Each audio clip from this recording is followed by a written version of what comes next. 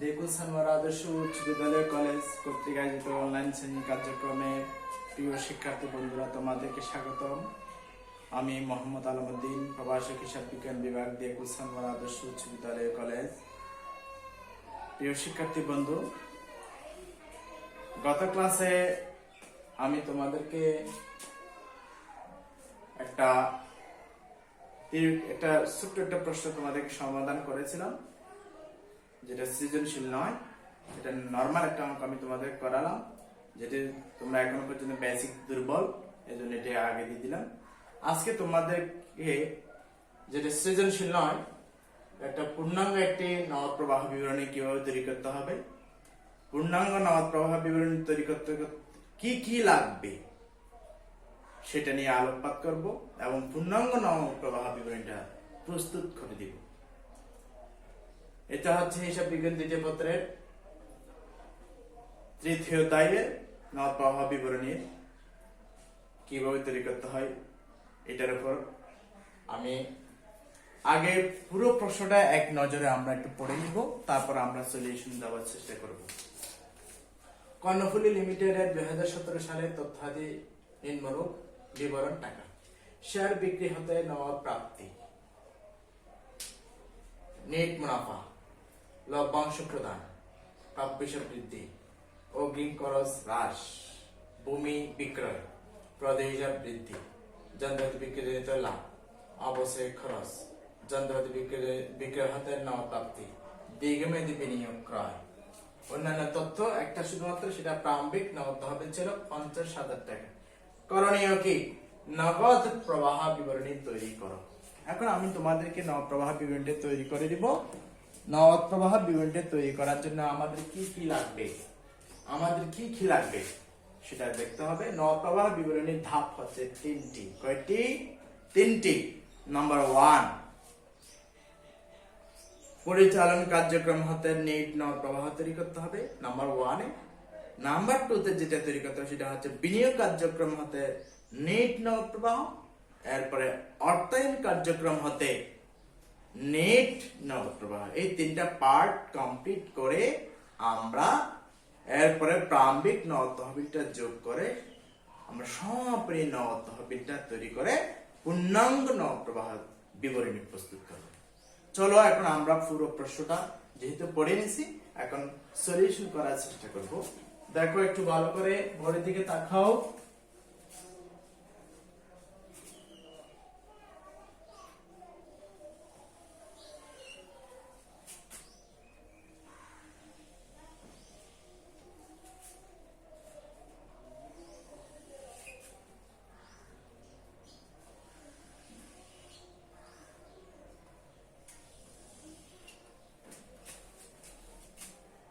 এখানে দিব যে আমরা এটা মুছে দিব আপাতত।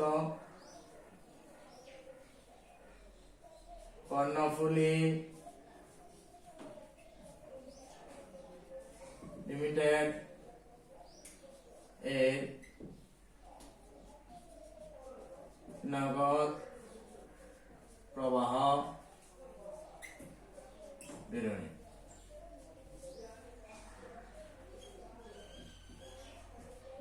ডিসেম্বর 2017 সালের জন্য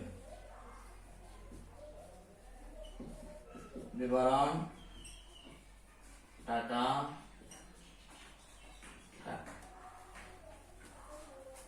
তাহলে আমরা তিনটা পার্ট আগে কমপ্লিট করবো। একটা হচ্ছে বিনিয়োগ কার্যক্রম হতে নেট নগদ প্রবাহ, এরপর আমাদের প্রথমে পরিচালন কার্যক্রম হতে নগদ প্রবাহ, এরপরে বিনিয়োগ, এরপর অর্থ সংস্থান কার্যক্রম হতে নেট নগদ প্রবাহ। তিনটা পার্ট আগে রেডি করব।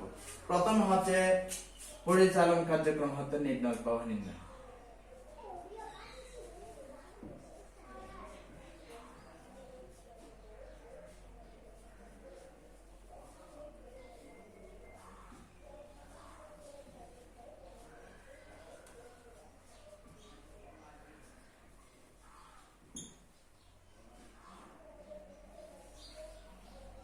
এটার প্রথম দফা কি? নেট আয়। নেট আয় আছে কিনা দেখতে হবে। নেট আয় নেই, নেট মুনাফা। তাহলে আমরা নেট মুনাফাটা আগে বসাবো। নেট মুনাফাটা আগে বসাবো, সেটা হচ্ছে 11,000 টাকা লাস্ট কলামে। বাস, এবারে নেট এর সাথে সমন্বয় আমাদের দাবটা আগে মনে রাখতে হবে কি কি হচ্ছে। নেট মুনাফার সাথে সমন্বয় দিতে হবে। নেট মুনাফার সাথে যে যে সমন্বয়গুলো আছে এগুলো আমরা যোগ বিয়োগ করব। সাথে সমন্বয়, নেট মুনাফার সাথে কি কি সমন্বয় আছে আমরা এখন দেখব। তাহলে এখানে পরিচালন কার্যক্রম হতে নেট মুনাফা নির্ণয় বিবরণীতে কি কি আসে? এখানে আসে আমাদের অবশ্যই অবলোকন, চলতি সম্পত্তির হ্রাস বৃদ্ধি, চলতি ব্যয়ের হ্রাস বৃদ্ধি, স্থায়ী সম্পত্তি বিক্রিজনিত লাভ ক্ষতি। এই তিন ধরনের জিনিস। এটা হচ্ছে স্থায়ী সম্পত্তির অবশ্যই অবলোকন, এটা হচ্ছে চলতি সম্পত্তির হ্রাস বৃদ্ধি, চলতি ব্যয়ের হ্রাস বৃদ্ধি, স্থায়ী সম্পত্তি বিক্রিজনিত লাভ বা ক্ষতি। এই তিনটা আইটেম আমাদের মাথায় যদি রাখতে পারি তাহলে মোটামুটি আমরা সবাই অঙ্কটা করতে পারবো। এখন দেখো আমাদের কোন কোন আইটেমটা আছে, আমাদের আছে অবশ্যই অবলোকন কোথায় আছে। এখানে লভ্যাংশ প্রদান, এটা হচ্ছে অর্থ সংস্থানে যাবে। প্রাপ্য হিসাব বৃদ্ধি, তাহলে প্রাপ্য হিসাব চলতি সম্পদ না চলতি দায়? প্রাপ্য হিসাব হচ্ছে চলতি সম্পদ। এখন আমাদের মনে রাখতে হবে চলতি সম্পদের বাড়লে কি হবে, কমলে কি হবে। আমরা জানি চলতি সম্পদের বৃদ্ধি হলে বিয়োগ, চলতি সম্পদের বৃদ্ধি হলে বিয়োগ, হ্রাস হলে যোগ। এখানে চলতি সম্পদের বৃদ্ধি, প্রাপ্য হিসাব বৃদ্ধি হলে আমরা কি করব, বৃদ্ধি হলে এখানে বিয়োগ করব। প্রাপ্য হিসাব বৃদ্ধি, 9,000 টাকা। আচ্ছা, তাহলে এটা বৃদ্ধি হলে বিয়োগ, চলতি সম্পদের বৃদ্ধি বিয়োগ। অগ্রিম খরচ আমাদের খেয়াল রাখতে হবে, অগ্রিম খরচ সম্পদ নাকি দায়? অগ্রিম খরচ হচ্ছে ব্যবসার জন্য সম্পদ। এখন সম্পদ যদি কমে যায় তাহলে কি হবে, চলতি সম্পদ হ্রাস হলে যোগ হয়, হ্রাস হলে যোগ। তাহলে আমি এখানে কি করব, এখানে যোগ করলাম। এরপরে ভূমি বিক্রয়, স্থায়ী সম্পত্তি ক্রয় বিক্রয় কোথায় আসে, বিনিয়োগ কার্যক্রমে। কোথায় আসে, বিনিয়োগ কার্যক্রমে আমরা সেটা বসাবো। তাহলে ভূমি বিক্রয়টা কেন আমাদের এখানে আসবে না, এটা ধরো বিনিয়োগ কার্যক্রমে। প্রদেয় খরচ এটা চলতি দায়। আমরা জানি চলতি দায়ের বৃদ্ধি হলে যোগ, হ্রাস হলে বিয়োগ। প্রদেয় খরচ বাড়ছে না কমছে, বৃদ্ধি হলে যোগ, তাহলে কত হাজার? প্রদেয় খরচ বৃদ্ধি কত হাজার টাকা সেটা আমাদের দেখতে হবে। প্রদেয় খরচ বৃদ্ধি কত হাজার টাকা? এখানে আমাদের ভূমি বিক্রয় 1,25,000। প্রদেয় খরচের বৃদ্ধি হচ্ছে 4,000 টাকা, 4,000 টাকা। তাহলে চলতি দায়ের বৃদ্ধি হলে যোগ। আরেকটা বলছিলাম যদি স্থায়ী সম্পত্তি বিক্রয়জনিত লাভ বা ক্ষতি হয়, এখানে আছে স্থায়ী সম্পত্তি বিক্রয়জনিত লাভ, লাভ হলে বিয়োগ, ক্ষতি হলে যোগ। তাহলে যন্ত্রপাতি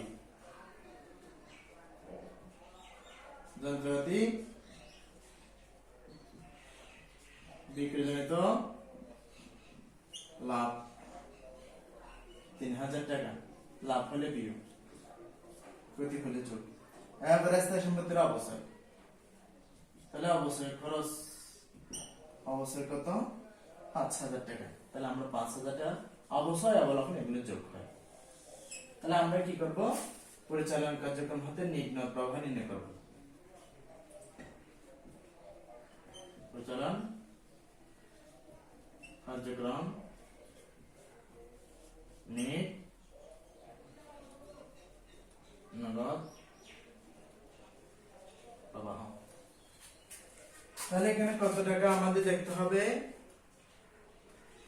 9,000। তাহলে এদিকে 5, এদিকে 5, 10,000, 14,000, 14,000 থেকে আমি কি বাদ 12,000 টাকা বাদ দিলে আমার আর কত আছে না 14,000 না 14,000 থেকে আমার 9 3 12, 12,000 টাকা বিল দিব। 12,000 টাকা বিল যদি দিই তাহলে আমার আসবে যা কত, 2,000 টাকা। দেখো এখানে যোগ কত, 5,000, 5,000, 10,000। তাহলে এখানে কত হাজার, 14,000। 9 3 12, 12,000 টাকা বিয়োগ যদি হয়ে যায়, 12,000 টাকা যদি বিয়োগ হয়ে যায় 14,000 থেকে, তাহলে আমার থাকবে যা কত হাজার, আমার থাকবে যা 2,000 টাকা। এই 2,000 টাকাটা এটার সাথে যোগ হয়ে আমার হবে 13,000 টাকা। এটা হচ্ছে পরিচালন কার্যক্রম হতে নিট নগদ প্রবাহ। এরপরে ধাপটা হচ্ছে, এটা হচ্ছে ক নাম্বার ধাপ, এটা হচ্ছে খ নাম্বার। ক নাম্বার ধাপে কি আছে? ক নাম্বার ধাপে আমাদের আছে বিনিয়োগ কার্যক্রম হতে নগদ প্রবাহ নির্ণয়।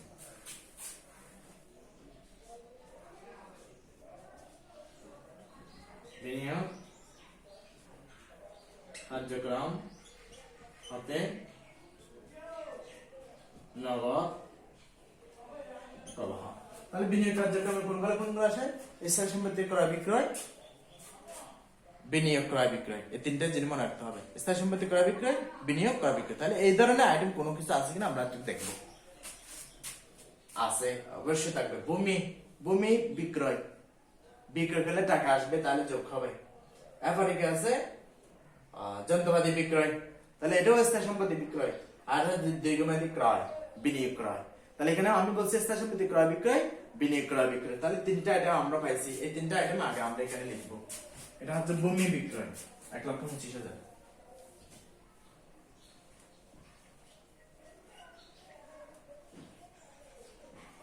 ভূমি বিক্রয়, এখানে বসাবো আগে 1,25,000।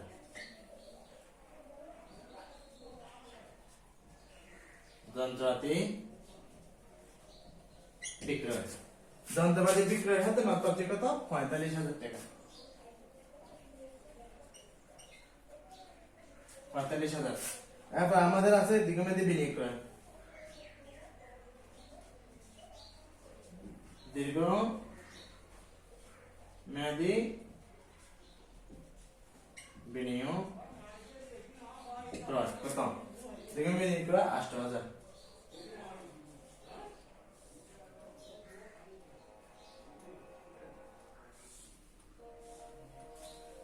দেখো আমাদের এখানে আছে 1,25,000, তাহলে 25,000 আমি ইয়া করি, 45,000 আর 8,000। তাহলে এখানে 18,000 হাতে আছে 9, 98,000। তাহলে 98,000। ও এখানে একটা কথা খেয়াল রাখতে হবে আমাদের, তাহলে বিক্রয় হলে টাকা আসে, যোগ হবে। আর যদি ক্রয় করে টাকা চলে যাবে। টাকা যদি চলে যায়, তাহলে এখানে আমার খেয়াল রাখতে হবে যে কি টোটাল কত টাকা আমার যোগ হচ্ছে।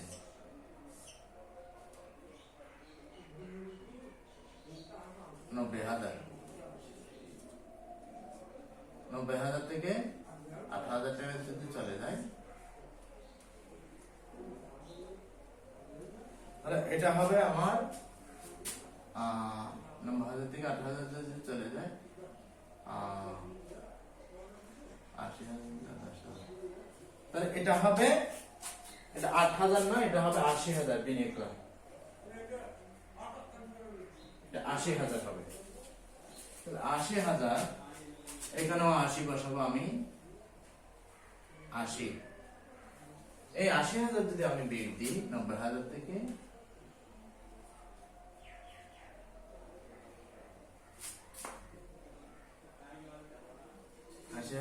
যদি বিয়োগ দিই,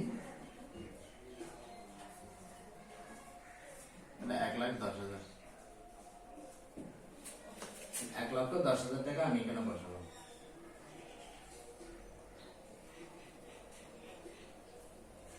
1,10,000, 1,10,000 টাকা। তাহলে 1,23,000। 1,23,000। প্রিয় শিক্ষার্থী বন্ধু, একটু দেখো আমার দুইটা পার্ট শেষ। পরিচালন কার্যক্রম হতে নগদ প্রবাহ, আর এটা হচ্ছে বিনিয়োগ কার্যক্রম হতে নগদ প্রবাহ, আর একটা পার্ট বাকি আছে, সেটা হচ্ছে অর্থায়ন কার্যক্রম হতে নগদ প্রবাহ।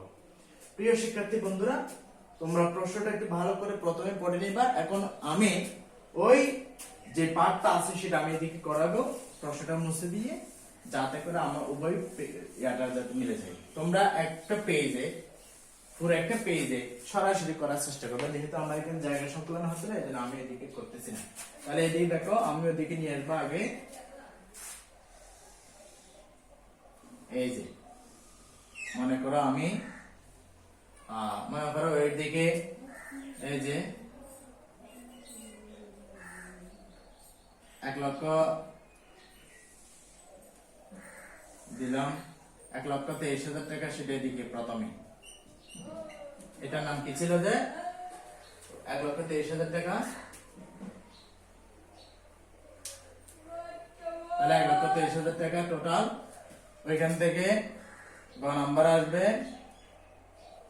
অর্থায়ন কার্যক্রম, অর্থায়ন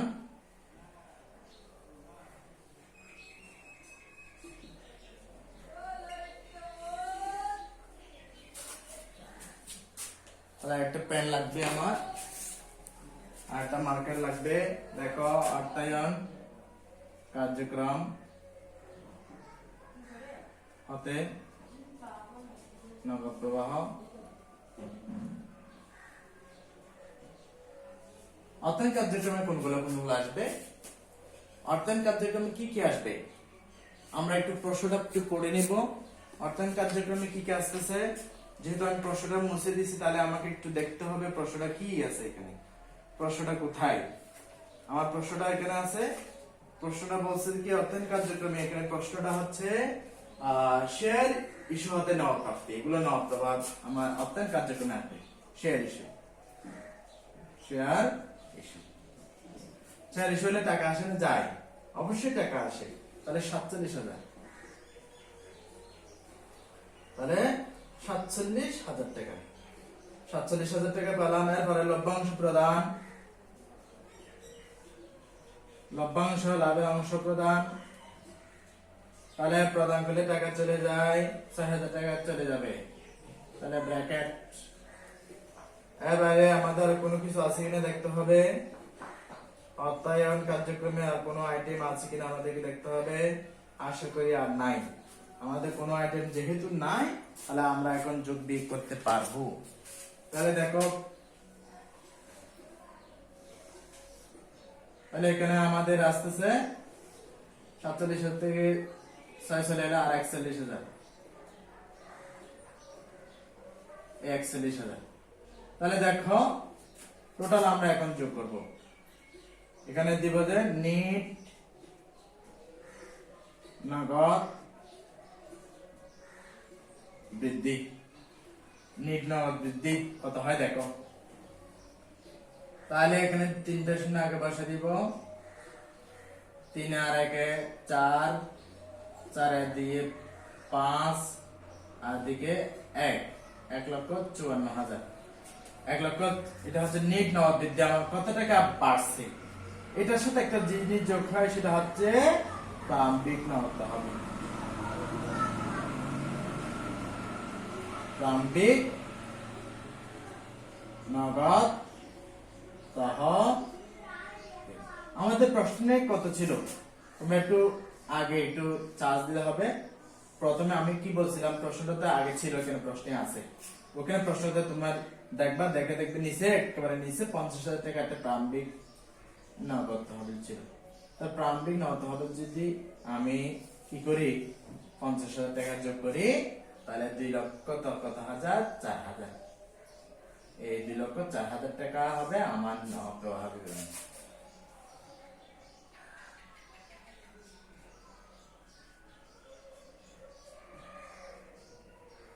তাহলে এটা হচ্ছে সমাপনী নগদ তহবিল, লাস্টে যেটা বের হয় সময় নিয়ে, সেটা হচ্ছে সমাপনী নগদ তহবিল। আমার নিট নগদ বৃদ্ধি পেয়েছে 1,54,000, সেটার সাথে গত বছর যেটা নগদ তহবিল ছিল সেটা 50,000 টাকা যোগ করে 2,04,000 টাকা আমি যেটা আসছে সেটা হচ্ছে সমাপনী নগদ তহবিল। প্রিয় শিক্ষার্থী বন্ধুরা, একটু দেখো তোমরা, এখন তোমাদেরকে ধাপে ধাপে অঙ্কটা করার চেষ্টা করতে হবে। প্রথমে পরিচালন কার্যক্রম হাতে নগদ প্রবাহ নির্ণয় করতে হবে, সেটা পরিচালন কার্যক্রম নিট নগদ প্রবাহ। এবার বিনিয়োগ কার্যক্রম হাতে নিট নগদ প্রবাহ নির্ণয় করতে হবে। এরপরে আমরা অর্থায়ন কার্যক্রম হাতে নিট নগদ প্রবাহ কি করব, নির্ণয় করব। নির্ণয়ের পরে তিনটা পরিচালন কার্যক্রম, বিনিয়োগ কার্যক্রম, অর্থায়ন কার্যক্রম তিনটা যোগ করে যেটা পাবো সেটা নাম হচ্ছে নিট নগদ বৃদ্ধি। এই নিট নগদ বৃদ্ধির সাথে আমরা প্রারম্ভিক নগদ তহবিল যোগ করে সমাপনী নগদ তহবিল নির্ণয় করব। সেটাই হচ্ছে এই যে সবকিছু যোগ বিয়োগ করে লাস্টে প্রারম্ভিক ন তহবিল যোগ করে সমাপনী ন তহবিল নির্ণয়ের এই যে একটা ধারাবাহিক প্রক্রিয়া, যে একটা ধারাবাহিক প্রক্রিয়া, যে চারটা তালিকা, সেটাকে বলা হচ্ছে নগদ প্রবাহ বিবরণী। প্রিয় শিক্ষার্থী বন্ধু, আজকে আমি তোমাদেরকে নগদ প্রবাহ বিবরণীর কয়টি ধাপ আছে এবং এখানে কি কি আসে, কিভাবে নগদ প্রবাহ বিবরণী তৈরি করতে হবে, সেটা পূর্ণাঙ্গ একটা নগদ প্রবাহ বিবরণী আমি তোমাদেরকে সলিউশন করে দেখাইছি। তোমার বাসায় গিয়ে এই সলিউশনটা, পার্টটা, এই ধাপটা, এই প্রক্রিয়াটা তোমাদেরকে মাথায় সেট করে নিতে হবে। সেট করার পরে তোমরা কোন কোন আইটেমটা পরিচালনা কার্যক্রমে আসবে, কোন কোন আইটেমটা অধ্যয়ন আসবে, কোন কোন আইটেমটা বিনিয়োগ আসবে, সেটা তোমাদেরকে মনে রাখতে হবে। যদি মনে না থাকে তাহলে আমার লেকচারটা বারবার প্র্যাকটিস করার চেষ্টা করবা। চেষ্টা করার পরে তুমি একটা বোর্ড কোশ্চেন, এরকম অনেক বোর্ড কোশ্চেন আছে, 2017 আসে, 18 সালে আসে, এরকম কতগুলো বোর্ড কোশ্চেন সামনে নিয়ে করার চেষ্টা করবা। দেখবে যে তোমার এখানের সাথে একটা অঙ্ক তোমার সাথে হুবহু মিলে যাবে। আজকে আমি আর কোনো কথা বাড়াবো না, আমার ক্লাস আজকে এখানে শেষ। এতক্ষণ সাথে থাকার জন্য তোমাদেরকে ধন্যবাদ। আসসালামু আলাইকুম।